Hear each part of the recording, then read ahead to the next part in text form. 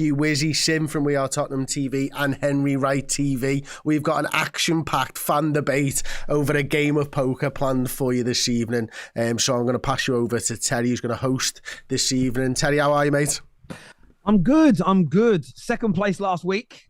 Looking to go number one. So I'm very excited about that. Viewers, you can all join in. You can all play your own games as well. There's a link in the description, pinned into live comments of all of our channels.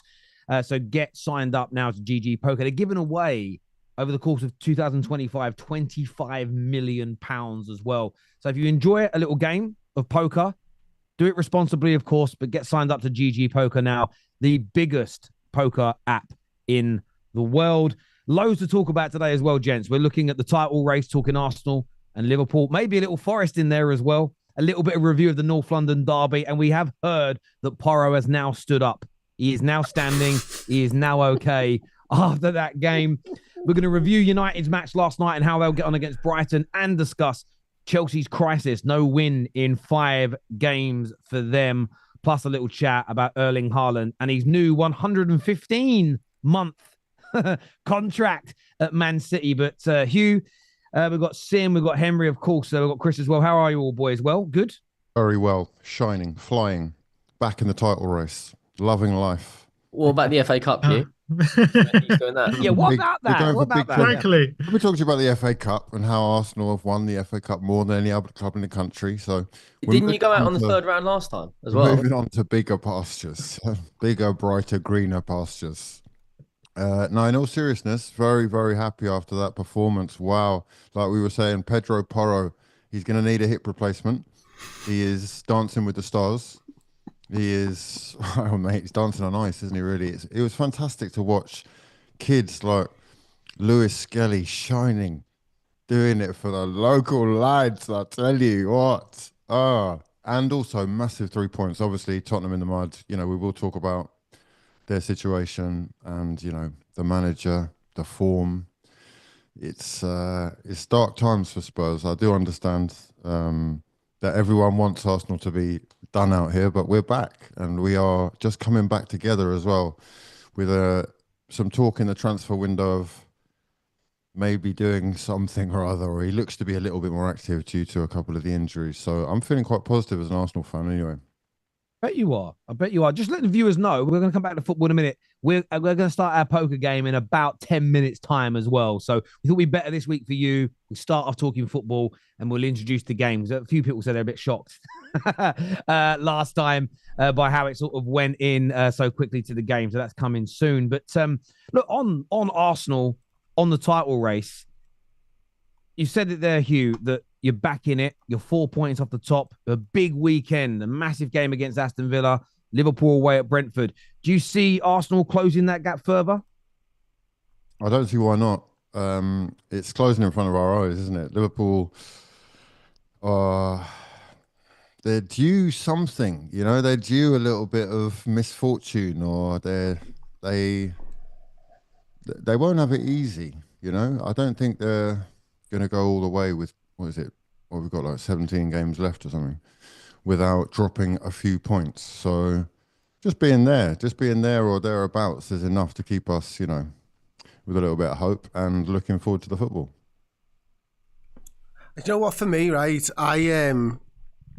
it's not supposed to be easy, is it? Like, it's supposed to... there's a part of me that, like, when we won the Premier League a few years ago and stuff, obviously the biggest disappointment was not being in the ground to be able to see it. And I feel a bit cheated in that regard. And I feel a bit cheated because we had the best side in the world at the time. I'm actually, in a weird, sick way, like, really relishing a battle for a league title, and I think that's the way it should be. I think Arsenal are a really good side, and you've seen that over the last 3 seasons. They're absolutely exceptional, and I think it was around this time last season where everyone was saying they couldn't score goals, and it wasn't the corners and stuff like it was this season, but like they just turned it on for about 4 or 5 games on the run when they started scoring 4 and 5 goals each time. So I don't quite buy into the fact that Arsenal can't score goals yet. I think they've had their own issues, obviously the Saka thing and Martinelli maybe not being as good as he's been in previous years and stuff like that.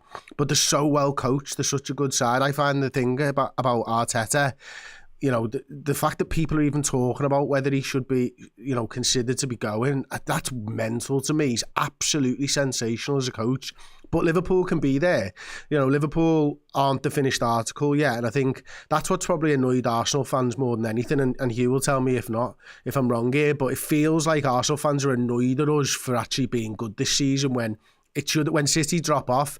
They felt like it should have just been Arsenal's title, but it's not going to be like that. I think Nottingham Forest are going to have to say about it. I think Newcastle are going to have a little say about it. Arsenal as well. The interesting thing for me is it actually could be a really exciting title race because there isn't going to be one team that's going to be massively better. I think all teams are going to be dropping points this season. I just hope that Liverpool have built up enough of a buffer that we can make sure that we win it. Yeah, I'd agree with that. It's definitely an exciting one. And like you said, there are a few other sort of surprises in line for both sides. I can see both sides are more than capable of going on runs and dropping points as well. So if Forest, Newcastle, you know, I wouldn't be surprised if City just start to put a little run together themselves. And you know, the race for the top four anyway, or for Champions League football, is definitely on for like 5 or 6 clubs. So I don't see why it can't be an exciting, you know, second half of the season. As far as like what I was expecting from Liverpool as an Arsenal fan, I think you're right. You're bang on the money with the sort of pre-season prediction, which was that it would be City again. And if it isn't, you better be winning the league because... they have been the issue, but what people forget is that, you know, they have been battling the whole time with the Liverpool side who know that you can't afford to drop points. I saw the look on Van Dijk's face last game or a couple of games ago, just watching it sort of wither away in front of his eyes. He must have been having little flashbacks. And like you said, that is going to give us an amazing battle, basically. It's going to be... who makes the least mistakes, essentially, because they're both super well coached. I don't think anyone really went into the season, though, expecting Liverpool to be as good as they've been. I hate to say that. Not least me.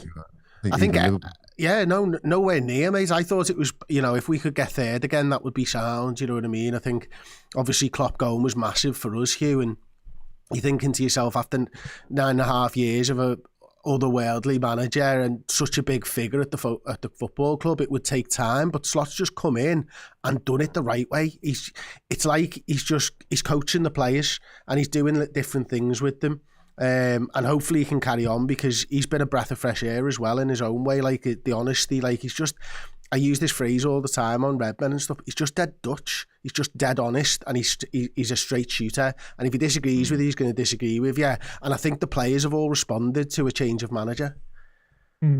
I think he's not lucky, but he's kind of, the rebuild was already done by the time he came in. So I think he came into a lot more stable kind of environment than some other new managers, like let's say like David Moyes when Fergie left, and Emery when Wenger left. I think they weren't as stable environments as I think Klopp. Klopp deserves a lot of credit for last season and how they've rebuilt the squad. And look, you were top of the league at this point, right? At this point last season, albeit it was probably closer. Am I right in saying that? Yeah, and we had a lot more injuries last season, but yeah, so I think he's really just built on how you were last season. And people just forget, right, that Liverpool didn't really sign anyone in the summer.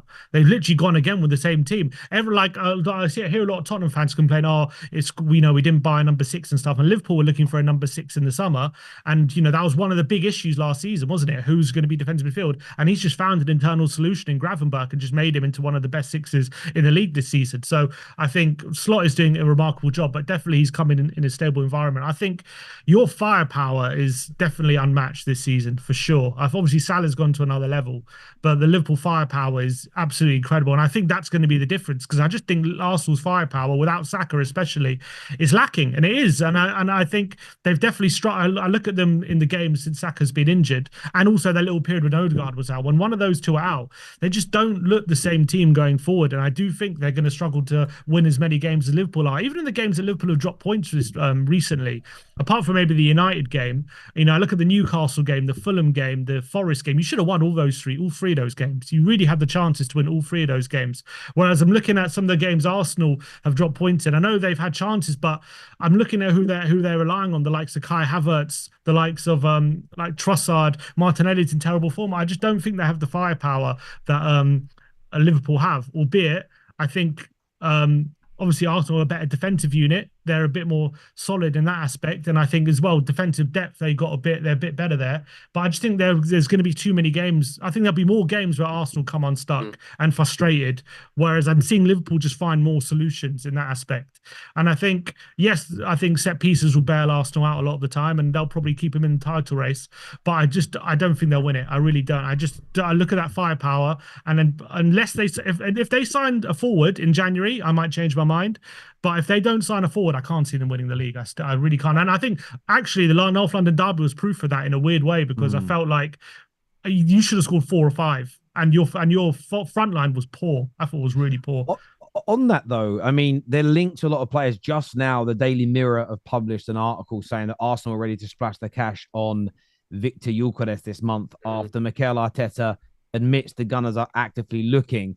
I mean, that's what they need to do, though, right? If they Arsenal want to go and win this league, it's go out and sign Victor Gyökeres, spend the 67 million on his release clause, and bring in an absolute bagsman. If they do that, does that change the way you view it, Sim?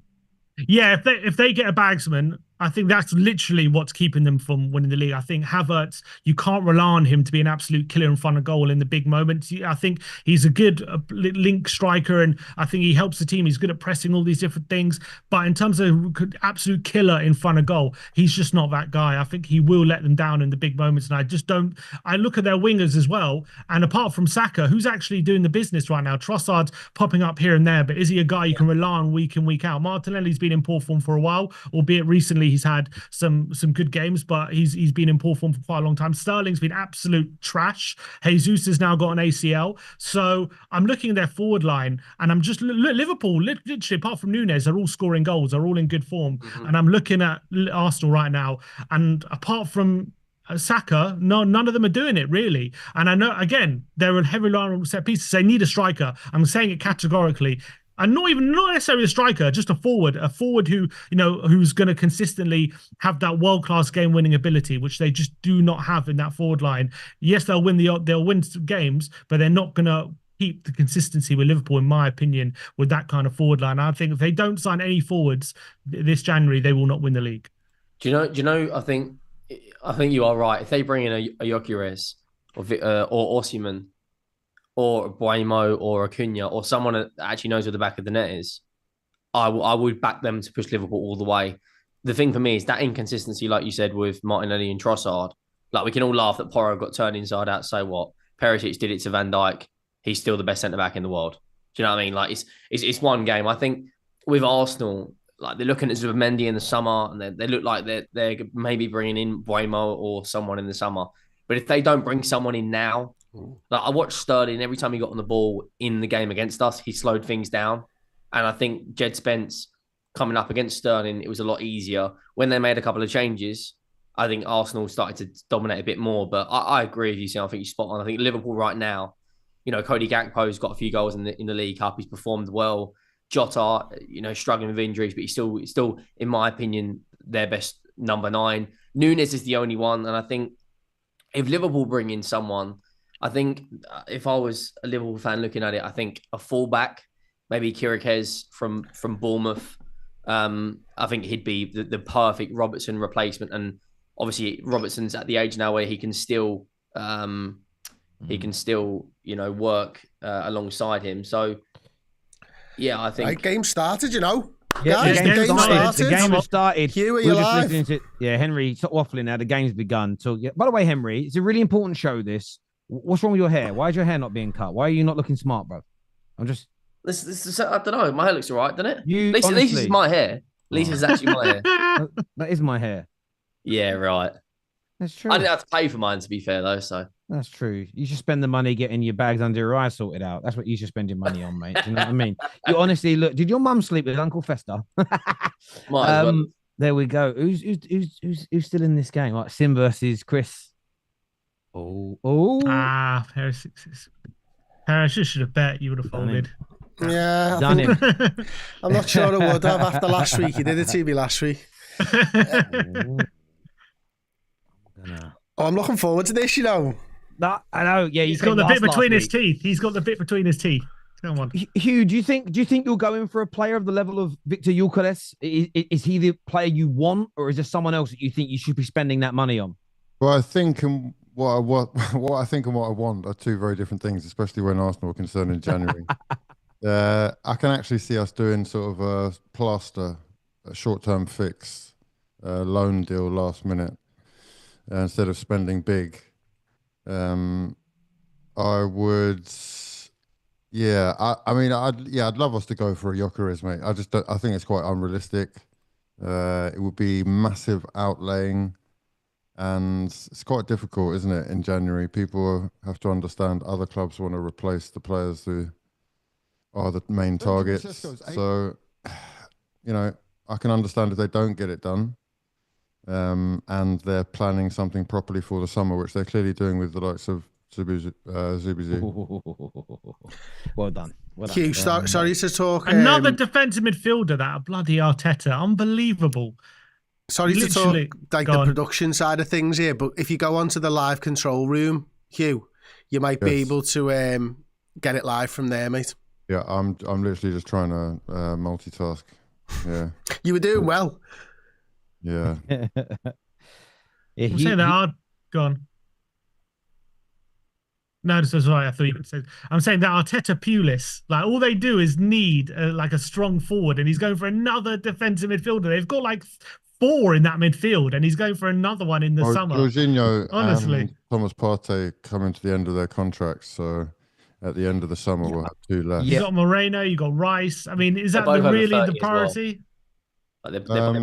Bringing in top quality players is a priority. Yeah, so he will be a top quality addition, and someone who I reckon will start with Rice, which is it's going to be very dangerous. It's very, very dangerous for the rest of the league. 2 of the best at what they do, who will be able to play their preferred roles, I would think. It will transform Arsenal, honestly. I haven't understood the sort of abuse almost that Arsenal have been given this week for according to the reports, agreeing personal terms and getting a deal ready for the summer for one of the best DMs, for one of the best DMs in the world. I really don't understand the sort of the frustration that people have given, and it's stupid, especially as you say with Jorginho and Partey being on their way out.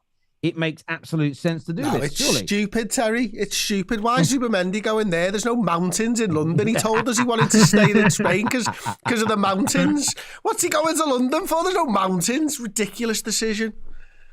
Yeah. How gutted are you? A scale of 1 to 10 about Zubimendi, Chris? 9. We did so much research into him, and when you just fall in love with a player because of that and stuff like that. I just think he would be a perfect sort of metronome in the middle of the park that you sort of put the ball through a little bit like maybe what Thiago was supposed to be for us or something like that. So yeah, I am gutted, but listen, Sim mentioned it before. I think in Gravenberg we've got a different style of midfielder, but yeah, he's top quality, Zubimendi. Were you photoshopping him in a Liverpool shirt, or you didn't go that far? I mean, on my personal account, yeah. They were just for me. Nothing on the official Red Men channels or anything like that. You know what I mean? But he's a quality player. He is a quality player, and I can see how he'd be perfect for Arteta, to be honest. Who's winning this one? Oh, Henry trips. Oh, Henry. Do you know that's a good hand? Three of a kind twice he's had now so far in this game. He's doing all right, isn't he? He's doing all right. Oh, the blinds have already gone up. They've gone up. All right. The blinds have gone up. Under the gun. Henry leading the way. Arsenal are going to get on against Villa this weekend. What are we saying? I think if they put in a similar performance to what they did against Spurs, I actually think they'll struggle. I think they might draw. I'm not saying they'll lose. I still think they're a good team, but I think Villa are a lot more solid than Spurs. Obviously, their forward line at the moment, Watkins in good form. They're just a lot fresher. Obviously, we know Spurs have got injuries and whatever, and obviously the North London derby was horrendous. But I think Villa are a different kind of animal. And I just look at Arsenal at the moment. And I think they might need that bit extra quality to take them over the line against Villa. And I don't know if they'll have it in this game. I think Villa might come and get a draw. You saw what Unai Emery did last year. He really did a job with them at the Emirates to stop them winning the league. And that was like a proper tactical masterclass. And I think Emery has that up his sleeve. And I feel like Sunday that might happen again. Who do you think will start up front? Do you think it will be direct? Because Watkins, he got the winner against Everton, didn't he? And that was Everton had some chances, to be fair. Obviously, they couldn't score in a brothel right now. But I think if they go with Duran, I think that'll be a much better matchup, Duran against Saliba and Gabriel. Whereas I know Watkins scored at the Emirates last year, but I think the Watkins of this season, I think Arsenal will deal with him a little bit better. But they're on a high, aren't they? Like, Arsenal are on a high from beating us. We haven't been stopped hearing about it all week. But if the good thing about from an Arsenal perspective is they will know the Liverpool result before they play their game. So. I guess that's something. I don't think I am so glad I got out of that hand because I had a 9 as well, Sim. I had a 9. My God, so I was going all in. I folded before the second 9 came up, and I was gutted. If you watch it back, I go, oh no! Right, this shit means fucking business now, lads. Here we go. You know what I mean? Here we go. It's poker time, yeah. Oh yeah. What are you going to do here, Chris? What are you going to do? I'm going to fold, mate. Oh, he's all that mouth, but he folded. I'm glad I did. I did. Oh, why did I fold? Oh, okay. So no one now can play the jack in their hands. Is that what you're doing, Henry? Yeah, that was... Having a bit of a punt here. Oh, no. Oh, no. I don't believe that. No. I didn't have anything. I had 2 hearts, so I nearly had what I needed, but I needed another heart to come out. So yeah, I had to fold then. 3 sixes. Oh, full house again. Sim is unbelievable. Wow. 2 full houses, incredible. On the bounce as well, was that? That is incredible. That's mad. Yeah, on the bounce. Yeah. Emery, I want to pull you up on something you said, and Sim, I don't think Arsenal are that bad against you guys. Their finishing wasn't there. But for most of that game, they pinned you back. They passed through you. If they perform, if their finishing is like that, then they could lose. But if they perform in terms of the approach play against Aston Villa, it'll be the better side. It's just whether they can put the ball in the back of there. Because I think 2-1 flattered you. It was more of a 4-5 nil game than anything else. You guys are really bad. Yeah, but we've got big we've got big problems in our backline. You're pressing us with the players that we got. An 18-year-old playing at the back who's not a centre back. You got Dragoshin, who's got big problems on the ball. You got Spence, who's not really playing on his right side as well. So pressing us right now is not the prospect of pressing an Aston Villa side who have got much better players breaking their press and playing out the back, in my opinion, right now than we do. I think if we had our first choice, I think they would have a lot more difficulty, like they did last season at the Emirates, pressing us than they did this season. I think, look, that's my whole point about Arsenal. They are clearly a very well coached team. They're very well set up. They're very well coordinated. Arteta's had a lot of time with them. Was this his 6th year with Arsenal? And clearly he's coached them to their pressing game's fantastic when they're on their game, and they're very, very aggressive. They're very hard to beat their pressing. They're extreme when you go long as well. We went on long to Solanke many times, and Gabriel and Saliba are gobbling it up, and it was very, very difficult to play against them 100%. But I feel like Aston Villa are going to be a bit of a different animal. They will be a bit fresher. I think they will have better players in their backline to kind of beat their press, and they're not scared to kind of play a low block and play a bit pragmatic, unlike us who are not quite used to doing it. We're not kind of the side to do that. I just felt like Arsenal, it was, yes, they won the game, don't get me wrong, but I look at the goals they scored. It was like corner was an own goal. That wasn't a corner as well, and it was an own goal. It was like a bit of a nonsense goal. And then the second goal, yeah, fair enough, they won the ball in the middle of the park, but Kinski should have saved that. It wasn't a great shot. And so I'm looking at their forward line. I'm just saying, even in the game they won, they're lacking quality. I'm sorry, they are lacking quality. And the number of openings they had, which they didn't take advantage of. And I think it's symptomatic of what I've seen from them since Saka's been injured, like against Newcastle, like against Brighton. There's just a lack of quality in that front line without Saka. And I think the London derby was another more evidence of that, despite the fact they won the game 2-1. Because I think if they had a competent forward line, it would have been a lot worse. I reckon you love talking about Arsenal, don't you, Sim? I love talking about Arsenal. Oh, You I hate it. love talking I about like a hate. Arsenal. I hate watch. I like a hate watch. I tell you something. We've got more chance of winning something this season than Arsenal. Oh God, I don't mean it. I Oh, don't my mean it horribly. days.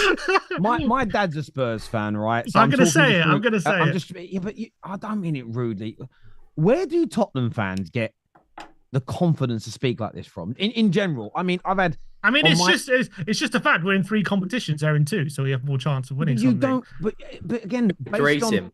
you Huh? don't win anything. We're in 3. You don't. Yeah, never we're win in anything. 3 and they're in 2. Oh, sorry, I thought you said we're in 2. No, we're in 3 and they're in 2. Nah. Right? So we have more chance of winning something than ours. And we're in the semi-final. We're in the Europa League. So unless Arsenal win the Champions League or the league, which I don't think they're going to win, ain't we have winning more the chance. Europa League though. There's no way Spurs can do it. Why not? You've got 5 points out of your previous 27 available in the league. That is not the type of form that wins you major trophies. Yeah, but there's context to that. I understand that that's the situation right now, and it's not good enough. Don't get me wrong, and I'm not happy with the situation we're in, and there's a lot of reasons why that we are in this situation. I don't think it's just on the manager, but I do think we got a couple Europa League games coming up. We need to get probably 4 points from 2, and we'll be in that top 8. If we are in that top 8. Right, then we're not going to see Europa League football again until March. Come that time, we're going to have all our defenders back, maybe a signing or 2 this window. We could be in a completely different situation. We've seen at the beginning of the season, when we had all our players, yes, we were a bit of an inconsistent team, but when we were good and when we were at our best, we were absolutely blowing teams away. When we've won games this season, we've won them, all of them actually, by 3-goal margins, by 4 or 5 goals, 3 or 4 goals. That's perfect for knockout football. And when we do lose games, we tend to lose them by the odd goal. So if you look at knockout games, that's usually that's actually pretty well suited to play knockout football. Now, at the moment, that, but I'm saying at the moment, we're in the situation. Since that run of games at the beginning of Big Angie's time at your club, since then he's on a 31% win ratio, and that's with players out, all your players back, winning 31% of your games. I don't understand where the confidence of winning a trophy comes from when you only win 30% of your matches. That's all I'm asking. Forget Arsenal for a minute. I just don't. I'm not talking about Arsenal. I'm not saying we are going to win a trophy. I'm just saying that I can see the logic in thinking that when we're at our best, we can be a very good cup team because we can blow teams away when we're on our day. And we only don't have to be on our day that consistently to be a good cup team, right? And yes, since Andrews, you're right. Since that first 10 games, it hasn't been great. It hasn't been good, sorry, at all. It hasn't been good enough. Don't get me wrong. But I think again, there's context to that. After the first 10 games, we had 5 injuries or something in one game against Chelsea. We then went on to lose, I think, the next 5 games, and then between that period and the last, I think, 7 games of the season, we're actually getting top 4 form. Right, we're hitting over 2 points a game now. In the last 7 games of last season, I think we lost 5 and won 2, but the 5 we lost were the top 5. They were the top 5 team. So look, we had very hard games. Again, no excuse for losing all of them, but there's again context to it. This season, right, we had quite inconsistent form at the beginning. I think we probably should have gotten more points than we did earlier in the season, but obviously we dropped some silly points. But I think, again, we saw against Villa, against Man United, Old Trafford. We saw against West Ham. We saw at the Etihad. We had some really good performances, right? We had City in the Cup as well. We could blow teams away when we're on our game, but we also were capable of dropping silly points against Palace and Ipswich, and that comes with a young team that is obviously still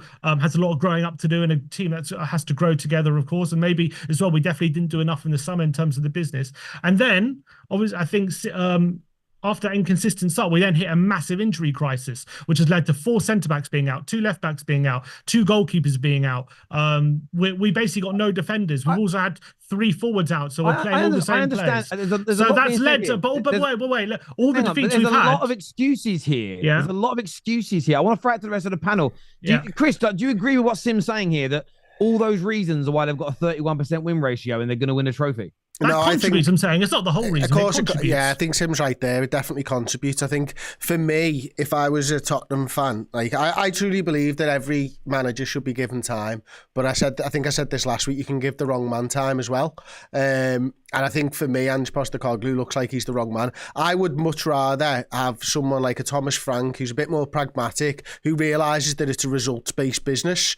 and go out there and get results. When Brentford were playing in the Championship, they played expansive football. When Brentford come into the Premier League, he sits back and he makes himself hard to beat and all that type of stuff. He knows that it's about winning points. Now, right now, Brentford 10th in the league, are they? Something like that. 3rd best home form, 3rd worst away form. You know, for me, I would much rather have my manager realise that it's about winning and not style of football. You know, you can have a style of football and you essentially, you earn the right to have a style of football by putting points on the board.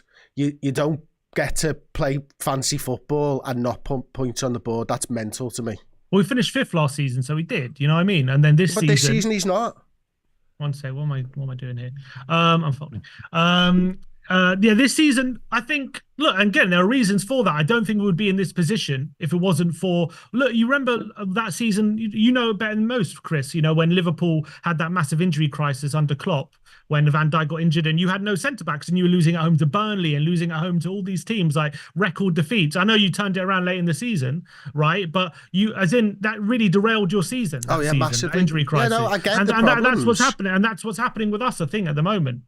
And I get the problem, we shouldn't be 14th. But I get we shouldn't be 14th. Yeah, exactly. And what Klopp realised in the end that season was just to play 2 centre-halves, any centre-halves, instead of dropping midfielders back. And that was Klopp's mistake that he rectified when he went to Nat Phillips and Reece Williams. Do you know what I mean? So he's got to have that time to rectify. I understand where you're coming from. I just view it and think to myself, if a couple of results go against you this weekend, including yourselves losing, you could be 4 points away from the relegation zone. And all I'm stating is I get all the mitigating factors, but that level of form wouldn't make me believe that my club is going to win a trophy. That was the premise of the argument. Didn't Man United win an FA Cup last year being in a similar position? Man United, to compare my club to Tottenham. No, forget the club size. Forget the club size. No, but that plays a part in it because the heritage... Well, comparable in the league. I'll give you an example, right? If we were to put a bet on any one of our teams in a big Champions League night to deliver, my money first goes on Liverpool, almost irrespective of the team that's out on the pitch, because their fans would handle it better than a Spurs fan would, because they've been there, done it, worn the T-shirt. The whole club, your history plays a part in a lot of them big games, cup semi-finals, cup finals, players that have been to finals on multiple occasions. That's a very good win. Very, very good win there. Very good win there, Hugh. So I get your point. I understand everything you've said about where you are in the league. We are winning. I'm not saying we are winning a trophy. I'm just saying the way we play football, once we get our players back, right, one our day we can blow teams away. We've shown that. We've shown that actually more than once this season. And that's perfect for cup football, is it not? Maybe. And I think it's perfect for a two-legged tie. I think it's perfect for a two-legged tie. We shall see. Another big game this weekend, Chris. You go away to Brentford, you drop some points in your last 2 league games. Are you confident that you can get the job done this week? Yeah, I think Liverpool have had a little bit of a struggle recently. Certainly going back to the Manchester United game. And if you look back probably last season as well, actually Man United and Everton results were probably what derailed our season more than any others. So hopefully that's not the same thing this time around. I am confident. Like, it'd be unusual for a Saturday 3 o'clock kickoff. You don't get many of them anymore. But I do respect Brentford. I do think they're a really good side. You know, I think in Wisher and Buemo, they've got 2 guys there, 24 goals in the league between them and stuff like that. So, you know, serious work for probably Andy Robertson or Kostas Tsimikas, and that's probably, you know, a question mark for Liverpool fans as to which one of them you'd play at left back. But I think for me, I've got a fancy that we'd get the job done there, to be honest with you. And if we want to win the title, we have to get the job done there, actually. I can see you dropping points again. I think Brentford they're up until recently, they were so strong at the GTEC. You're right. All the results are against Newcastle, aren't they? And City, I think the one probably standout there is losing to Plymouth in the FA Cup, which was a massive shock. But they have been absolutely brilliant, and the sides that have beat them are very good sides. I just feel like they got so many injuries in their back line. I just think your firepower will be too much. I just can't see them and I think they've lost, I think, 2 of their last 3 home games. I know they drew with City, but they lost to Forest, and they lost to Arsenal, and fairly comfortably as well. I just look at Liverpool's front line, and I just think they should have too much for them, and just because the injuries there, and I can't see them kind of holding up to scrutiny. But Mbeumo and Wissa are such a danger, and always in these games. They're the 2 most underrated kind of forward duo in the league. They are unbelievable in a transition, just attacking space. They are just phenomenal.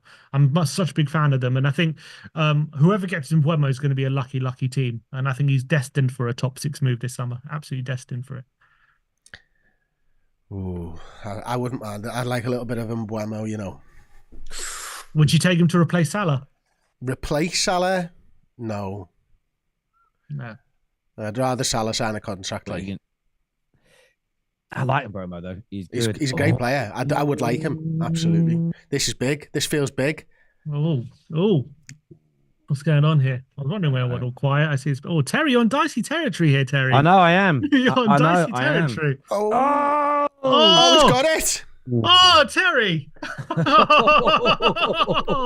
I needed it. I needed it. I needed it. I went out on a bit of a whim on that one. I won it with a pair, mate. A fucking pair.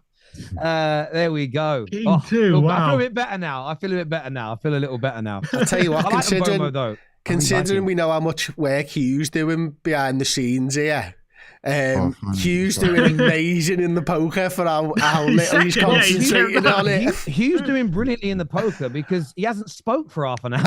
Honestly, I'm trying to do so much technical stuff behind the scenes. I wish you knew. Can we talk about Tottenham though? Because we focused on Arsenal and how we're, You missed the whole Tottenham. I'm joking. Go on. And I would like to talk about Tottenham because, I see this as statistically, potentially anyway, the worst season in Premier League history for Spurs. I don't know how you're so confident you're going to win a trophy. I'm not. I never said we Especially will. when the manager who you just got rid of is flying and actually involved in the title race. I am questioning. Have a poker face, Henry. Come on. I'm questioning exactly how he's still in the job at this point, in all honesty. Hugh, I have been very vocal on this, and I think the reason he's still in the job is because we are in the cup. We're doing well in the cups. That is it. If we get knocked out of the League Cup by Liverpool, which we have to go to Anfield and win, which we don't have a great record there. If we get dunked out that night, the tide will turn massively. I guarantee it. If we go and beat Liverpool at Anfield, we'll be on cloud 9 and in a final, potentially 90 minutes away from silverware. But my personal prediction is, come May, we will still be the bottom half of the table with no silverware. And I just want to know what everyone's thoughts are going to be then. Because he's tactically... Then he'll be gone. He'll be gone if that's the case, yeah. He'll be gone. So you're saying you're banking on the cups rather than league right now? Because I think... I'm banking on the league form turning around so we're not bottom half at least. And then do you think there's any evidence of that turning around though? Do you think there's any evidence of that? Well, right now, no, because the situation hasn't changed for 2 months. We've been in the same situation. Nothing's changed in terms of the state of the squad. We've had the same injury problems. We haven't got any players back. It's just the same. So nothing. What we were experiencing 2 months ago is the same now. So until that changes, I don't think the results will change. But that is going to change in the next week or so. We are going to start to get players back and hopefully get some signings through the door. And I do believe that will be a big change. I'm not saying we're going to go on this mad winning run where we win 10 in a row. But I do think the form will start to improve. I definitely think so. And then, again, as I said, we're not going to be in Europa League until hopefully March if we finish in that top 8. And so come that time, we could be in a completely different situation. Who knows what momentum we'll be in? And we'll definitely have a lot of the defenders back, which we've been missing for months and months. And we could be a different team at that point. So that's why I'm banking. I'm not saying it's guaranteed to happen or it's definitely going to happen. And to answer Hugh's question, why is he still in the job? You're absolutely right in terms of most Tottenham managers at this point would be sacked by now, 100%. Tottenham managers have been sacked for less. Most managers that we've had in previous years, if they've been sacked way before this, then Ange's had a lot more leeway than most other managers in his position. But I think the reality Why is, do you think that is? Yeah, I can tell you why. Because once we let Conte go, we needed to go in a completely different direction. We needed to completely change the playing style of the team. We needed to completely lower the average age of the team. We needed to start a whole different project. We needed to completely revamp the whole footballing side of this football club, which we were supposed to be a football club, but we seem to spend more of our interest on Beyonce concerts and all these different things for the stadium. But we needed to completely revamp the footballing side, and we've brought in Ange Postecoglou to do that. And I think they want to stick with this project until it comes until they really believe that there's no chance it can work. And right now, I think they're understanding of the circumstances with the injuries and all that kind of stuff. They want to basically. I read an article today that was posted in the Telegraph. They were saying that sources close to Levy really feel that they've been doing the same thing for the past 3 managers, going through the 18th-month cycle where we start well, we get to 18 months, and then it seems to be breaking down, and we sack the manager and start a new cycle again. And it just keeps rinse and repeat. And we need to break that cycle. We need to actually stick with something, even when it looks like it's dicey territory. And right now, it's dicey. And right now, we're doing badly. Huh? This hand's mental. Who wins? Oh my God. Did I win? Did you fuck? No, Chris smashed it. Smashed it. Oh my God. How quickly is a tide turned, though? Yes. You want to challenge anything on that, Hugh, in relation to Spurs manager in sack, or can we get back I'm to just Liverpool? saying, I'm just saying, if they're gonna they should stick with him. If they want to go down that route, I think the right path is to stick with him. If you can really see a pathway, look, they're obviously going to be talking to the players. They're going to be asking him if apparently he's still got the backing of the players, and apparently they're still with him. So if that's the case, I think we should wait till the players come back, try and back him in January, and see if he can turn it around. But obviously, right now, well, I completely agree. Where we are is not acceptable, and if come the end of the season we're in a similar position and no silverware, he's got to go. I could agree with that. But right now, there's still time to turn it around. Can I ask a question about Liverpool from you guys, if that's all right? We're getting absolute pelters this week online for not talking about our owners. What do you think of Liverpool's owners? I actually think you've got. I understand that people will say, if we can park a moment aside when they've done the ticket prices and trademarking Liverpool for a moment, because that's all been called out before, and I think Liverpool fans have been really good and consistent surrounding that. I think they've generally speaking, their product's gone really well. And what I mean by that is they've made you European champions of England, etc., etc., etc., etc. And all of that is great. The transition from Klopp to Slot, for me, is always a sign here. Oh, hang on, we're going big on this. Here we go. We've gone big on this. We've gone big on this. Oh, I think I know what he's got, though. I think I know what he's got. Looking at those first 3 numbers, that's the problem. He's only checked. I'm just gonna check. He's got all in. Oh, I might come last, but I'm going for it. What has happened? Oh, get in. It's gonna be a free as I'm out. Be a free. All right, open it. Hey, I'm done. Terry's done. No, I'm out. Don't worry, you get a point, Terry. You get a point. Don't worry. I come second last week. Oh no. Oh well, I'm done. It should be easier to host now, Terry. Anyway. Yes, no, it should be. I had to play. I went for it. In for a penny, out for a pound. But there we go. Always a bit of fun. Yeah. So on your owners, look, there are things that they're not great at. I think what they're doing right now. The problem is that whenever you say an ownership is good, you will get this sort of reaction of, yeah, but what about these bad things? No one is perfect. No owner is perfect, in my opinion. I'm also looking for a place from a perception of, I've had the Glazers as well. But I think you've put a really good project together. You've developed a title-winning team. You look like you've got a second title-winning team. Transitioning from manager to manager is a massive thing as well. You made mistakes along the way. Not getting Salah, Trent, and Van Dijk's contracts sorted sooner than this it's horrendous, and it should absolutely be called out. But I don't think you have bad owners. They run the club well. You make money. You have no PSR problems. You've been consistent challengers and consistent winners for 6 or 7 or 8 years. You've only been pipped to more titles by one of the greatest English teams of all time. I don't think you have terrible owners. Could they do better in certain circumstances? Yes. But I think overall, I think you have very good people running your football club who are not putting you in a position that Hicks and Gillette did, where they could have put you out of business. Doesn't mean they're perfect, though. But yeah, I think overall, you've got very good owners. What's the big problem with the owners? It- Chris? it's I ar- don't it's know. I don't really around- understand it. It's around spending, obviously transfers and stuff like that. I think, you know, for me, I don't really see it, but like it does seem to be a massive talking point at the moment where people are just fuming about Liverpool not signing players. But like not signing players has worked really well for us this summer. I want Liverpool to strengthen, by the way. I think Liverpool need a new left back. I think we need a new number 9. And then not to mention, if none of those 3 players sign, there's another 3. You could be talking a complete and utter rebuild. So in some ways, I actually understand the hesitancy, to not spend in this January because you don't know what business you need to do in the summer, and there's not there's a finite pot of money, isn't there? So, but listen, it is all about spending. It's all about transfers, and I think a lot of stuff that people saying, like a lot of it is like, well, if we'd have spent more, we'd have won more titles. That may or may not be true, to be honest with you, because City might still have won it. But with us running close a couple of times and losing by a point, I think the general consensus would be Liverpool should have spent money in those Januaries and we would have won league titles. It doesn't always work out like that, though.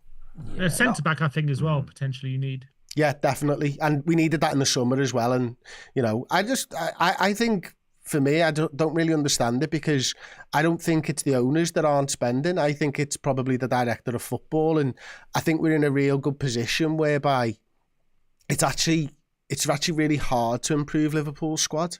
Like, you need to be world class and you need to be the right player at the right age and all this type of stuff. I just don't think it's as easy as any player will do anymore. Whereas, you know, pre-Klopp, God, anyone would have improved us. We were that shit at times.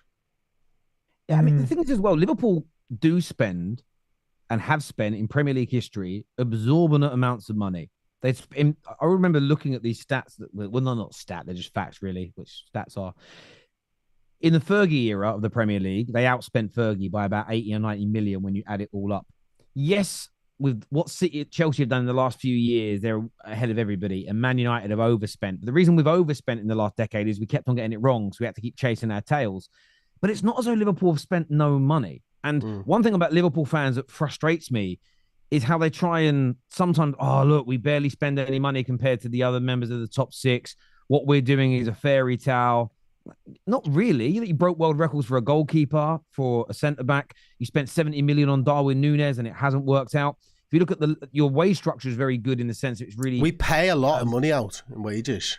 And wages are the biggest... And still Exactly. Football fans focus on transfer fees and the dreaded net spend. It doesn't exist in football. Clubs don't use it in any capacity, in any calculation. It's got to stop.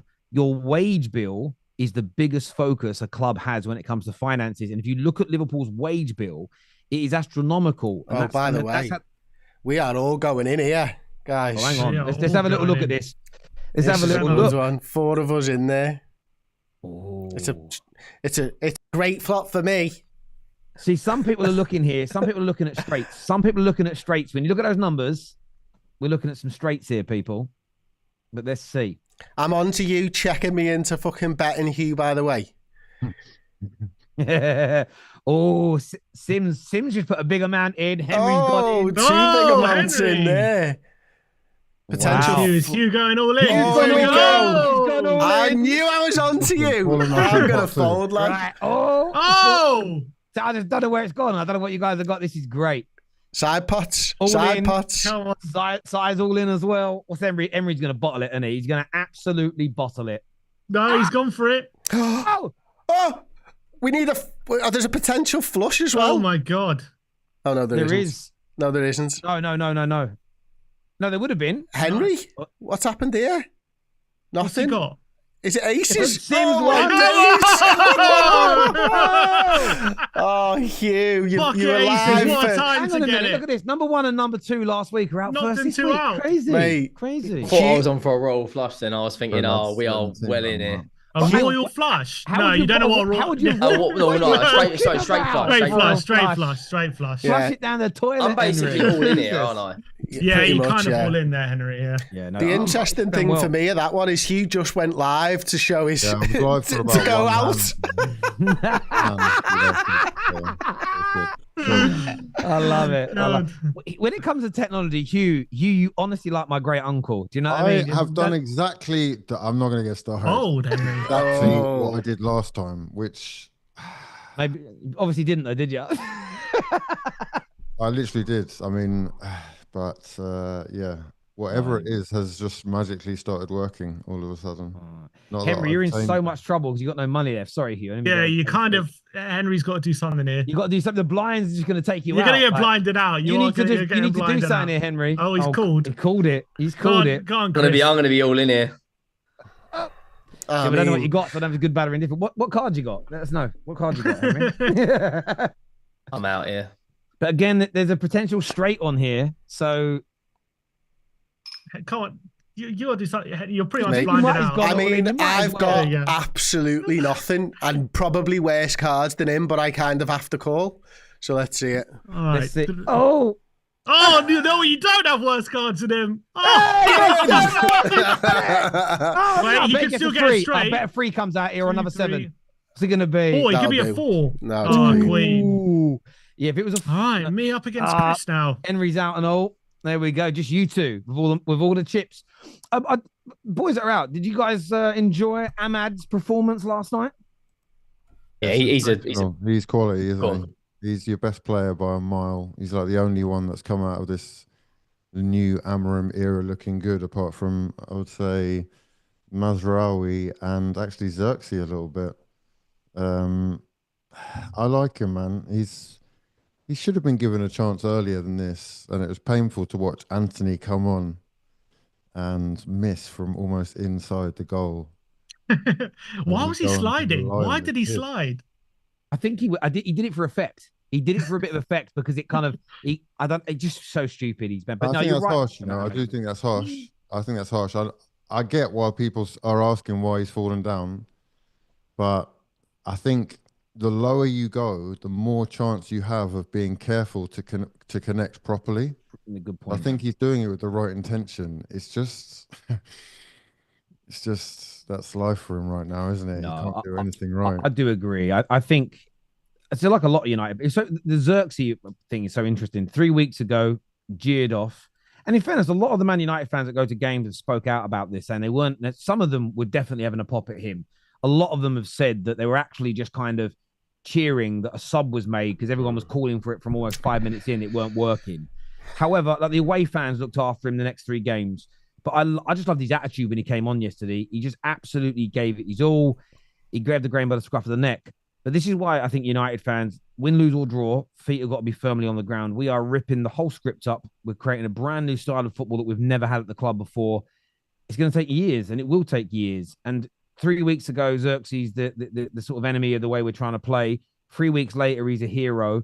And it will flip around again a number of times. And the manager's pre-warned this on so many occasions. Let's just keep our feet on the ground. Let's don't overhype anyone. Let's don't go in too harsh on anybody. But you could see at Old Trafford, there was such a nervousness in the way we played. And we just kind of let Southampton come on at us. When we played, oh, hang on here. He's gone all in. All in. Wow. Well, that means I'm actually considering it. he's got a 3 and a 4, hasn't he? I'm just gonna he's got a 3 and a 4, or he's got a 9. What are you doing? I got ace 10. Nothing there. Nah, you can't do it. I can't do it. I feel like all right. But yeah, no, I was really impressed. And Ahmad, you're so right that the fact that he was not getting game time under Ten Hag was crazy because he's just brilliant. He really is. And I know it took us till late in the game, but he's hat-trick in itself. I loved every single part of it. It was brilliant. I just hope we can replicate that last 20, 30 minutes of the game from the start against Brighton because we need to get a run of wins under our belts to go a bit of confidence, We really need that. Yeah, I mean, I've got to be honest. I think you're giving maybe the team a little bit too much credit. Southampton were very, very impressive. They were. For the first half, I thought they dominated. They should have been 4-0 up. They should have been. When I talk about United, though, when we went to Anfield, we were aggressive. We wanted the ball. We were confident in our first touch. We pressed them hard. We even pushed them back for periods of the game. Against Southampton, and Ahmad was part of this. Our wing backs just sat back. We invited them on, and I felt as though that they were coming at us hard and that they were giving it their all. Southampton, they played well, but we didn't want to. I know you watch boxing. We didn't lay a glove, and I felt what we had, and we did it more when Xerxes came on. We had to make them respect us a little bit more, and I felt like we just sat there and rolled over and let them tickle our bellies. And I'm not trying to take anything away from them at all. But it did show the difference though between a player who's got the ability to hold it up and bring others into play with Xerxes as opposed to Hoyland, who really does seem to be struggling at this level. Yeah, no, he certainly is. But I'm confident. The one team I wanted to speak about on the show really today was Chelsea, and what you guys make of no win in 5. The fans are kind of turning on each other, especially the Pochinners and Poch-outers. They're kind of they're rehashing it out as they always do at Chelsea. So he swerved that one away from United swiftly. No, it's just listen. Do you know what it is? I talk so much about United. I wanted to speak Chelsea a little bit before the end of the show, really, because it's no win in 5 is really bad for a team that 4 weeks ago was 11 points ahead of Newcastle. They're now behind them. If the results go wrong for them this weekend, they could be sitting in 8th. Mm-hmm. And that's a team that people were talking about title races only 4 weeks ago, and suddenly they could be sitting 8th. It's not great. Do you think teams have figured them out? Because I think when we was early December and they was on like a really good patch of form, and Cole Palmer was scoring goals and Jackson was performing. Now they've kind of... I wasn't going to call, I had you there. You would have called me. I would have called you, yeah. Now I just think that they've dropped off individually. Like, I don't think... Palmer is still scoring like ridiculous goals. He sat that goalkeeper down and he's just got something about him. But the rest, they've also got big centre-back problems, haven't they? Like, they're playing that Josh... is it Akapong? Is his surname? He's an 18-year-old right-back and they're playing him in centre-back, similar to what Spurs are doing with Archie Gray. And the only really senior centre-back they've got is performing is Colwill, because the Sassy is, trash. And Fofana's now out to the end of the season. That's what they've had to call back Chalobah. And they're obviously looking at Gahey. I think once they get a centre-back back in next to Colwill, also Lavia as well, his best performance, like in terms of 45 minutes, was against us. He was unreal that first half. He hasn't played a huge amount of football since because of injury, which is kind of coincidental gone with their form. But 5 games without a win against teams like Fulham, Fulham, Palace, Bournemouth, and 2 other teams. Like, if you want to be in and around the top 4, you've got to do better there.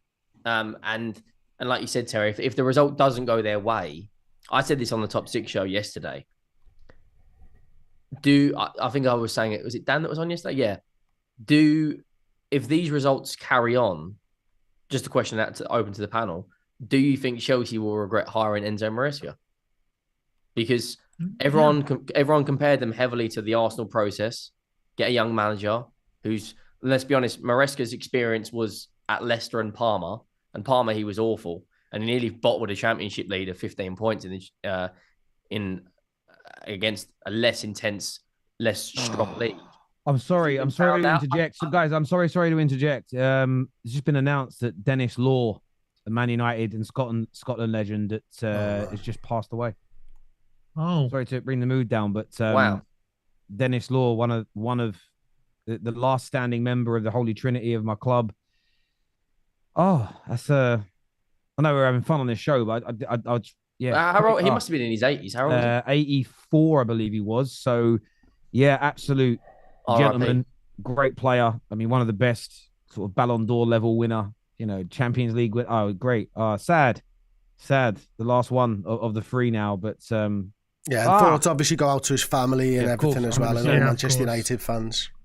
Yeah. And not every channel watching it supports United, but I think there's always a lot of respect when these things happen because of the level. But yeah, RIP to him. So yeah, sorry to interject. I apologize. I was just going to say, like, do you guys think if just to the panel, if they do lose this weekend and they are down in 8th, do you guys think they will regret hiring Maresca? Because if this was Poch right now, I know the performances at the end of the season improved, but the daggers were out for him when they went off a cliff. Are they in that position right now? They could be 6 games without a win. Mate, Tottenham are 14th without a win in... Yeah, I know. I'm not. Why are you bringing up Tottenham, Hugh? Why are you giving us strays? Because we're not talking about Tottenham, Hugh. I ain't talking about Spurs. We're actually talking about Chelsea, Hugh. I get it. You beat us. When your own club cannot win a game of football. Look, we're 1 win in 9. They're nearly winless in 6. They could be winless in 6. We're 1 win in 9. Yeah. What context, though, what context would you give Chelsea?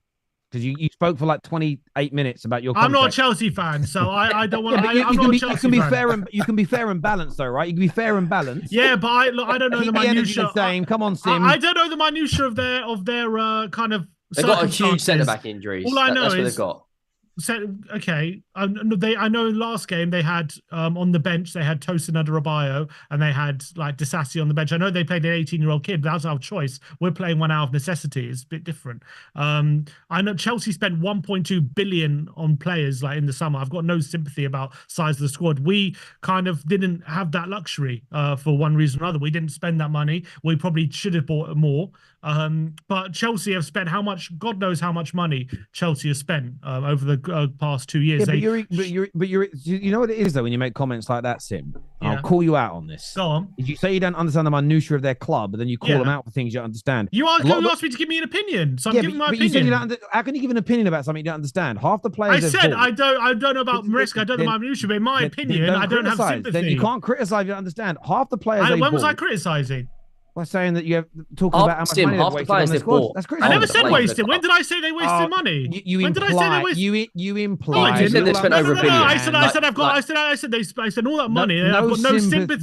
No sympathy for lack of squad options. Which implies. At the same time, 17. I know that's not what I've said at all. I'm saying people keep talking. He keeps folding. Keep talking to him. He keeps folding.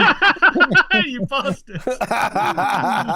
All I said was right. They spend so much money, right? So I don't have sympathy when they're saying with the lack of squad options, all that money being spent. That's all I'm saying. I'm not saying their squad's bad or that he should be sacked. I'm saying when I'm hearing Henry saying, "Oh, they've got problems at centre back," I know we do, but I'm saying they had centre backs on the bench when they played this 18-year-old, so they're playing him out of choice. The two not players out of are on the bench are likely to be sold. Disasi, Tosin was on the bench, wasn't he?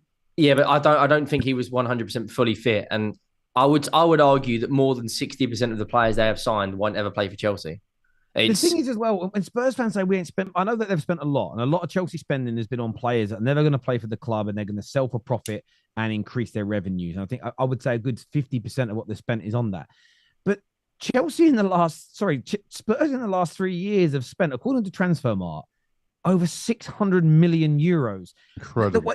This is what annoys me about Tottenham fans, including you, Dad, if you're watching, is you talk like you don't spend big like everybody else. And you've always got this excuse. 600 million in the last 3 summer transfer windows combined.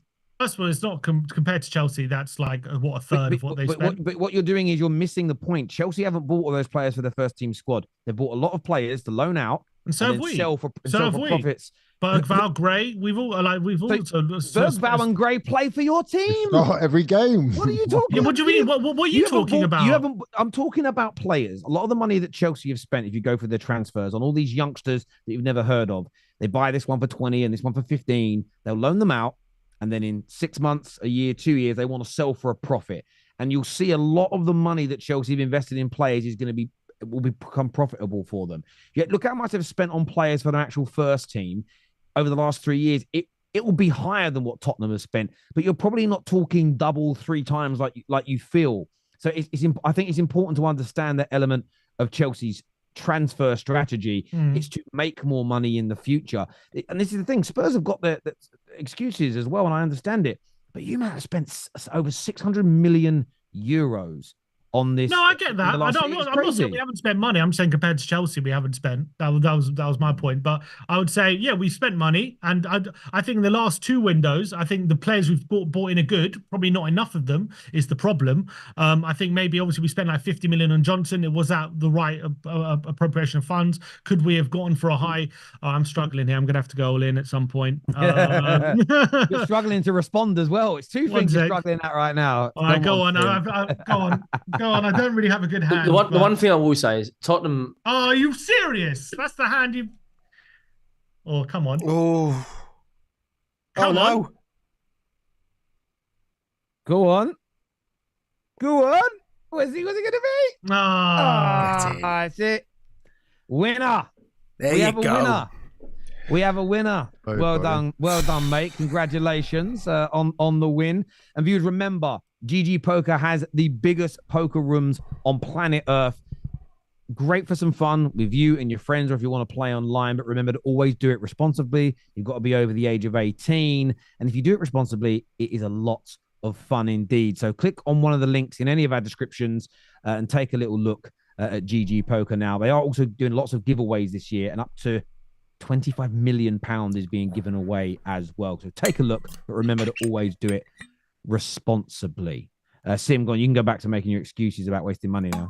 I'm not saying we haven't spent money, but obviously first we sold Harry Kane for 100 million, so we had to spend that money, and we had to completely rejuvenate the squad. But if you look at the numbers, we've left massive holes in our squad. Maybe that's our own fault, but I don't know what point I'm trying to make. I'm just saying we haven't spent as much as Chelsea. That was my whole point. I think it's okay as long as you're willing to accept that Tottenham are essentially no longer part of the Big Six. They are no longer a Big Six club. And if you're willing to accept Hang on. Then what? What's the consequence willing to accept hang on. Right, hang on. Who are the six? Who are the six here? Trophies. They're all involved in the race for the Champions League or the so Nottingham Forest are in the Big Six now? Football. No, but essentially like the expectation of Newcastle? The expectation of Tottenham from their own fans is now different. Because you are sat here talking about Chelsea and, being in the same conversation or expecting a similar thing, when really you're worlds apart, mate. You're worlds apart. Yeah, of course we're worlds apart. Yeah. The way that they're operating it's in a complete another level. If you give Ange 1.2 billion, it might be different, but yeah. Well, yeah, there is a lot of money being spent at Chelsea, but there's always been a lot of money being spent in Chelsea the last 25 years. You've given Big Ange 600 million, and you're in a relegation fight. So. Okay. Incredible. I just don't understand. Okay, Terry, let me ask you something. The money we've spent, 3 seasons. He's only been here for 2. The money we've spent is not on. A lot of the players aren't good enough quality. But would you agree if we had a better coach, we'd be a lot higher up the league? I've said this about Spurs so many times that I think Ange is actually quite a good coach, but he needs a specific quality and type of player to make it work. He needs almost the best squad or second best squad in the league he's in to make it work. You lot need a manager that befits your football club. You need a manager that's going to be able, I know you spend a lot of money, but you can't attract the better players because Liverpool and Arsenal and Chelsea, City and Manchester United exist. And I just think sometimes, unless you give it time, is the point. Unless you give it time, you don't pay decent wages either, so you're not really. And even then, it's about knowing where you're at. It's a case of okay. So how do we get to that level? If it's not going to be time and it's not Ange, who do we bring in to get to back to that level? So someone like the Bournemouth manager, it'd be perfect for you. He can get good quality performances out of good to average squads, and I mean that at the elite end of the spectrum. I'm talking about good to average squads, and it's about Spurs fans. And I know that I get a lot of stick for this, but Spurs fans also understanding who and what they are. Well, we get told that every week because he keeps telling us it's who we are. I'm understanding it. Hence why I'm willing to give Ange time. That's why. Do you not think you can also give the wrong man time, Sim? Do you not think? Of course you can. I'm not saying he's definitely the right guy, but I'm willing to give him time. You've got to give him the opportunity to fail. So to the end of the season. We'll give him to the end of the season. Yeah, 100%. End of the season. And if we lose to Everton and we're 4 points off the relegation zone, you're still gonna 4 points. Yeah, back him. I'm still backing him. Back him. Look, who better to bring us back up? Who better to bring us back up than Ange? Who better to get relegated than Ange, really? Honestly, I don't know whether you realise, who was in charge for Spurs' worst Premier League season of all time? This season, David in Pleat? 21 games, he has the lowest points tally of any Tottenham manager. He's just overtaken Gross. And Gross averaged 1.29 points. He's currently on 1.22 points per game. So we've won 7 of 21. Else? What about Juan de Ramos? What about that time? No, he was in the 1.4s and he won a trophy. Wow, incredible. Yeah. So I actually don't understand it at this stage. I get this. And Juan de Ramos didn't have 600 million. I sort of respect the backbone to stick with your philosophy, but at the same time, there's bravery and then there's stupidity, and it's a very thin line between the two of them. And I think he's crossing over. Facts. I get that. Speaking of bravery, Man City have given out a 9.5-year deal to Erling Haaland, spent 200 odd million on players this window, investing nearly $500 million into the stadium. Many believe that is an indication that they are, quote unquote, getting off with the 130 charges that they're facing. Chris, do you think that? Do you think that's an indication that anyone who's expecting them to be found guilty or indeed heavily punished if they were, do you think the spending and the contracts are an indication that they are getting off with it? Or being found innocent is probably a better phrase. I honestly don't know. I think there's more at play than just that, to be honest. 115 charges, 130 charges. I think there's more at play than that. I think there's a little bit to do with the new regulations around what you can give out in terms of spending and wages. Because obviously there's a rumour that 70% stuff's coming in, isn't it? And it's going to be trialled. Then you've got a hard push, I think, from a lot of owners, probably the American owners actually, for a wage cap. And I actually wondered whether, and this is probably pretty far out there, but like this was them getting the contracts done before any potential wage caps come in. And they can, because I don't think the Premier League will be able to go, now you've got to get under that.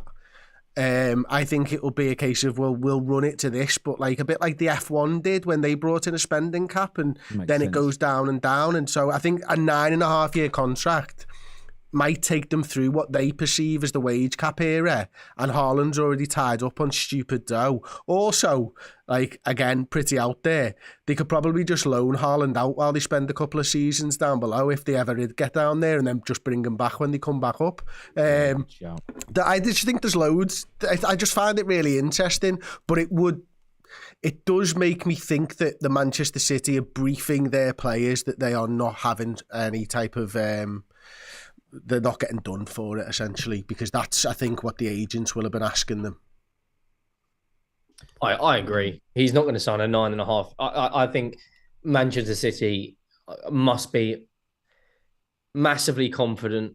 I know that there'll be get out clauses and whatnot written into his contract if they are guilty for whatever charge. But to pin your star asset down to 9.5-year contract, there's got to be huge confidence inside that City, boardroom right now. And it also kind of gives other players in that dressing room a bit more, confidence elsewhere that, hang on, if he's staying around, the Oscar Bobs, when he comes back later this month from injury, and the Fodens, they're going to kind of build the team around those guys now. That must give him huge confidence knowing that Haaland's going to be there. But do you know also, I saw Mark Goldbridge has got a lot of stick for this today. And I saw on Twitter, he said, he's going to spend majority of his career now as a City player. That'd be, 11, 12 years at a club that, of Man City, that even if they are cleared of all allegations, there's still going to be that tag in the background of, but you just pay people off. I think, I don't think he'll ever play for Real Madrid now. I don't think he'll ever play for Barcelona. I think he will be at City now until he retires. But is that not a statement? Is that not like you? Yeah, I know. But as a player, talk about Barcelona and Real Madrid, like it's a given that a player should go there as the next. Yeah, they are the two. You're trying to create legacy themselves and become of the level of a Barca and Real Madrid. Surely that's what you want to do. And I think if that's your scenario there, Henry, if that's the case, and it's a club in England making a statement that we're going to sign players up and we're going to keep them here, and the big Spanish teams are not going to take them away, that's really good for the Premier League. It may not be good individually for our clubs when we play them because they're good, but most of us have lost so many quality players to Madrid or Barcelona over the years. And I've always felt when they signed Haaland, I felt it was a good indicator for the Premier League. And it's a shame that none of us could go and get Mbappe. I'm not sure everyone wants him all the time, but I think that's a good thing for the Premier League in that regard, if we're looking at what you've framed there. And I don't see what the issue with it is. It's, if he keeps scoring the goals he does and becomes the Premier League's highest goal scorer, City's highest goal scorer, wins 2 or 3 Champions Leagues with them as an example, that legacy, to go to Real Madrid and create that size legacy, he's got to outscore Cristiano Ronaldo and win probably 5 Champions Leagues to get his name above those people. So he could outscore Ronaldo, though. That's the thing. He's only 23, 24. Listen, maybe, but he'd have to be able to do it well into his mid to late 30s. And what Ronaldo's doing, I know he's now in Saudi, that late in his career, that is a rarity. You have no idea when he's the most likely to do it, though, isn't it? Out of all the players now in the world. I saw a stat, though. I saw a stat about 18 months. He is the most likely, yes. But I saw a stat about 18 months ago, and I'll try and find it, which looks at how many goals Haaland had in his career. And it basically said to score more than Ronaldo. By the way, Ronaldo keeps adding to his goals now. Haaland would, from the age of 21 till he was like 38, would have to continue scoring something like 45 goals a season every single year. Oh, I saw that, yeah. Yeah, it was something obscure like that. So you look at it and think he could do it, but how many players maintain a world-class level beyond, say, 32, 33? If you think about the Premier League. And you've got to be injury-free as well. Injury-free. You think how many Premier League players have maintained that level beyond 32, 33? The vast majority. Not Premier League. Think about La Liga. You got Cruz was still world class at the end of his career. Modric, Lewandowski, Benzema. I don't think he would ever get near the 700-800 goal mark in the Premier League. But in La Liga, maybe not beat Ronaldo's mark, but he could definitely be a legend in his own right. He's already won a treble in England. I think, other than adding to your Premier League titles, as a player... What about the Premier League goal record? Yeah, mate. Shearer's worried, isn't he? He's probably worried right now. But do you not think putting that Madrid shirt on, walking out to the Bernabeu, banging a hat-trick in the El Clasico, like those sort of things... But he was a City fan when he was younger. Listen, Henry, I hear you. He's a boyhood City fan. I understand where you're coming from, but I also see it from the other perspective. To go to Madrid, it depends on what his motivations are. Again, you're talking legacy, so we'll keep it in that framing. Even if he goes there and scores loads of goals and wins all the big trophies, he may not be seen by Madrid or La Liga fans in general as a bigger legend than, say, 10 other strikers that have played there. At City, he could become the greatest they've ever had and maybe the greatest they will ever have in the future. So there is something to be said about... It's one of the reasons that Harry Kane stayed at Tottenham so long. He hedged these bets and went, right, what I'm going to do is stay here, because if I can win a major trophy and score all these goals, I'll become Tottenham's greatest ever player. And there's a legacy within that maybe meant more to him than going to a Bayern Munich earlier and becoming one of many to score loads of goals and win trophies for them, as an example. Does anyone actually think he'll stay there for 9.5 years, by the way?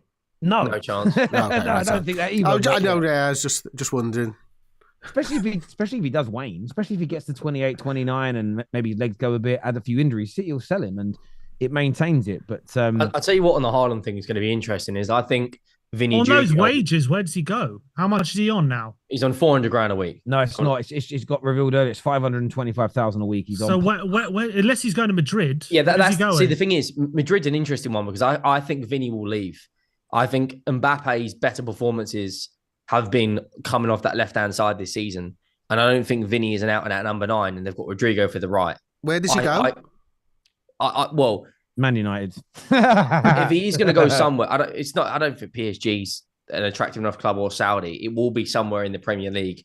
But then again, his wages... You're not going to go to the Premier League. You won't go anywhere there. Yeah, but the same legacy thing, you could argue he's already won a couple of Champions Leagues and a couple of La Ligas. Why not move to the Premier League? And that Mbappe situation, that dressing room, you've already got the biggest ego in football, who now is coming out saying he wants to play on the left. Vinny's got to be sitting and thinking, hang on, I'm supposed to be the guy right now. Because Mbappe, I don't know if you saw the Neymar comments with Messi saying that when Messi turned up, Neymar got, Mbappe got slightly jealous when Messi and Neymar connected back at PSG. I think that Vinny's saga at Madrid is going to play out. I predict he will leave in a couple of years. And I think if he is going to go to someone, City have got the financial side of things. Mm-hmm. I could see him there. But then again, how many Brazilians have really performed to the elite standards in the Premier League? There's not many. Yeah, that's not a great argument because he's Brazilian. He can't do it. No, but like Brazilians, when they get to 26, 27, 28, they kind of slowly decline. How many Brazilians have still been world-class in their mid-30s?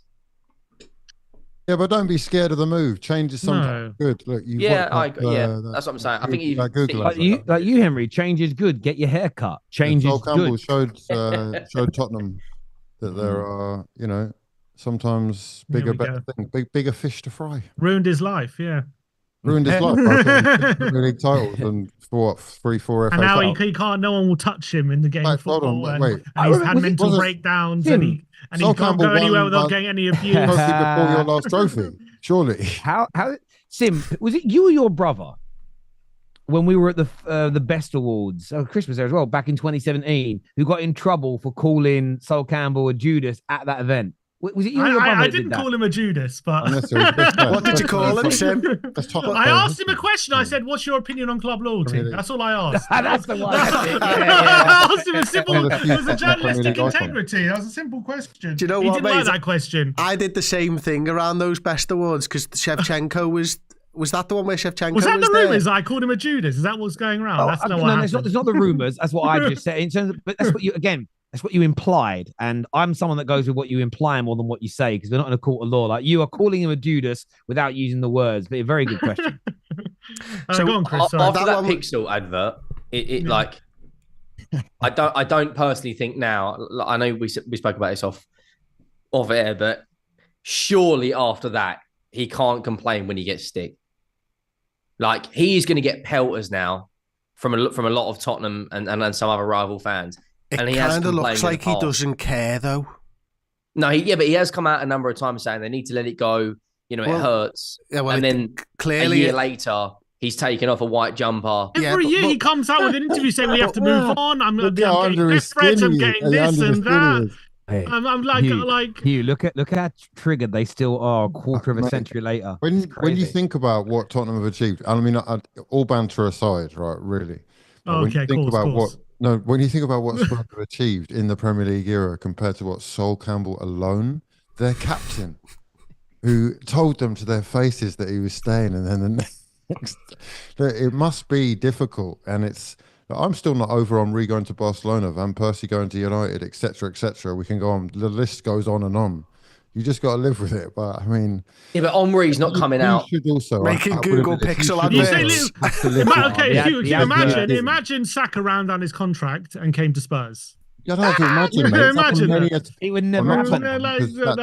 You wouldn't tell me you wouldn't abuse him for the rest of his life. Like, in all honesty, who does go the other way? William Gallas. William Gallas. Exactly. Rohan Ricketts. Yeah, I mean, but Q, say that scenario did play out. Saka run down his contract and side for Spurs. One league title. An academy product. You wouldn't tell me just to move on. You wouldn't listen to me telling you to move on. Yeah, man will live on Mars before that happens. Yeah? And then Hugh, in 25 years, Hugh. In 25 years, he comes out, doesn't he, and advertise Facebook Meta 36 or whatever it will be by that point, and he'll be fuming about it. Honestly, I thought it was the funniest thing I've seen for ages. It was just an absolute middle finger up to every one of those match-going fans that used to support him. And if I was a Tottenham fan, I would be raging.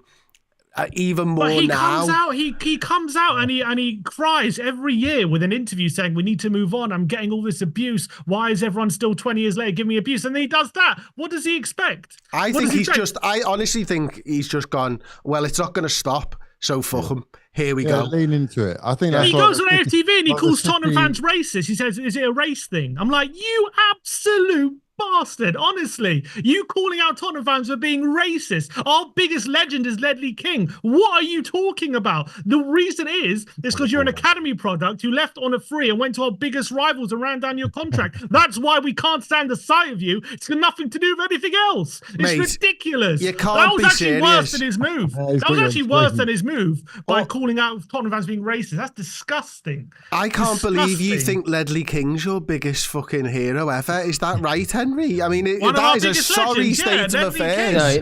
Ledley King is an absolute darling of the Tottenham fan, and I'm not going to be apologise for that. Ledley King comes over Sir Jimmy Greaves. Yeah, but no, not the biggest ever, but he's right there. You said it. Okay, you can defend him properly. He's in the top five. I'm just mad that Sim just said, like, no, I won't say that. I'll say that for after the show. What did I say?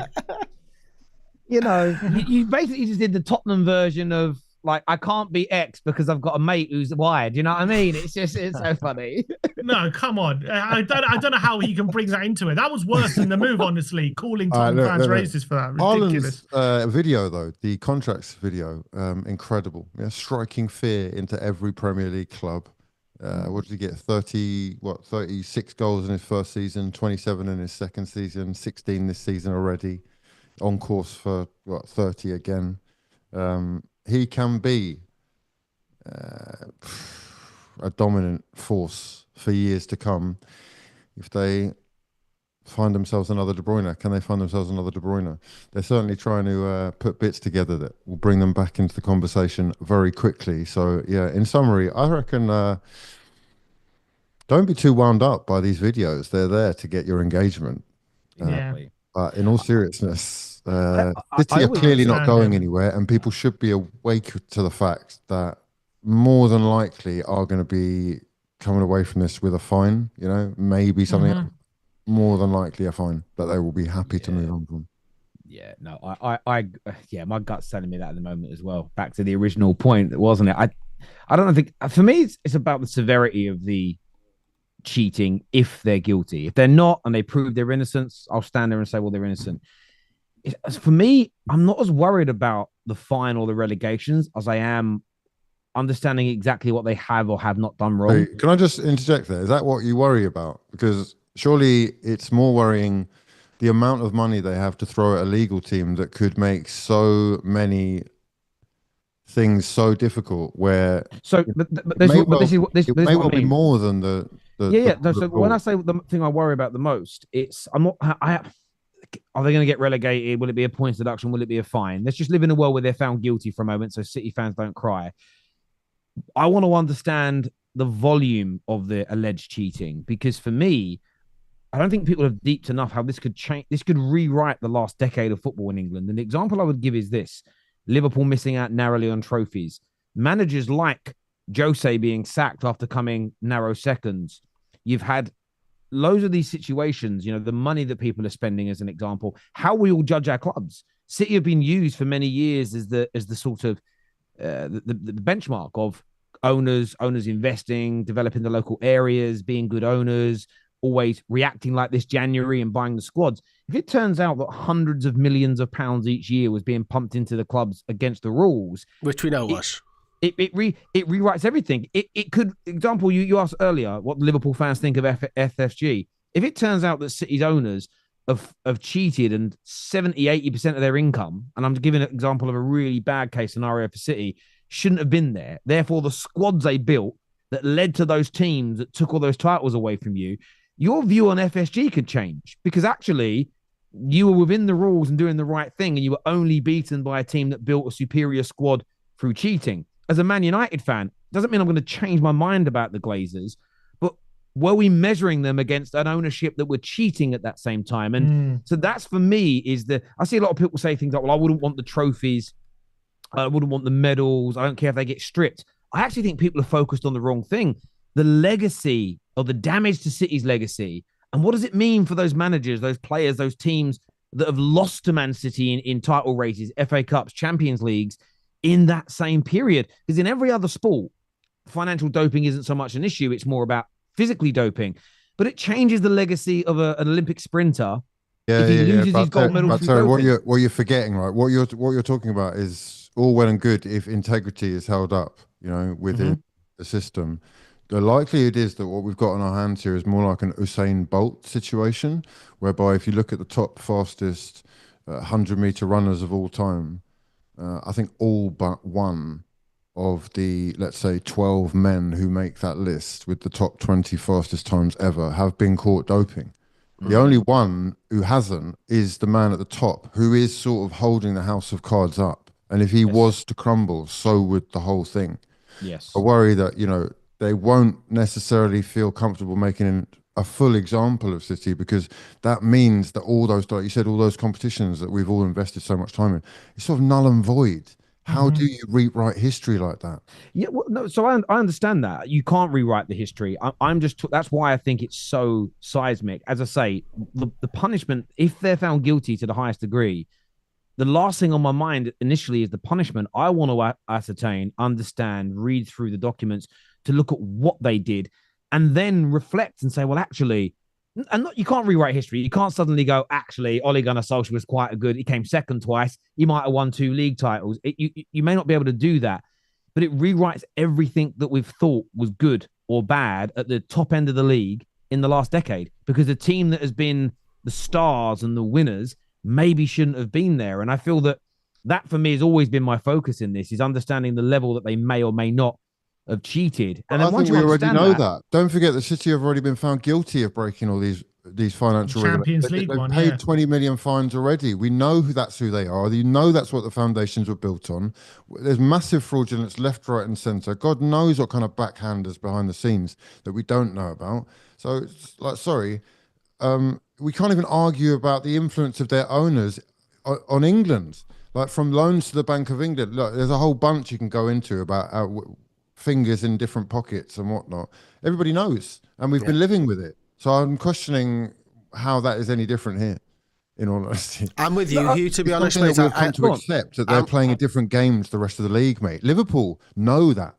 You know what So you're but your view of it is, I suppose, this is where me and you see it differently. So you think, irrespective of the public verdict we all get, you do think they've done this and they are guilty, irrespective. You believe they have cheated. 100%. We have proof and evidence that they are guilty of previous convictions already. So if you, that's the only reason chucked out the Champions League. So that's how we see it different. So that's why maybe how do you see it different? They got found guilty. They paid the fine. Okay, but they also appealed it in the court of arbitration and they had it overturned. I understand that, but me, it wasn't because they were not guilty, Terry. Sorry. It was because they weren't allowed to use it. That's why I was saying the worry. Evidence was chucked out. It's such a financial powerhouse. You already said, I'll play this game in court for 20 years and send an army of... Okay. They're not willing, I understand that. I understand not willing to lose, but they will make it as difficult as possible to the point where it's like, you can't actually find them guilty. So I understand that.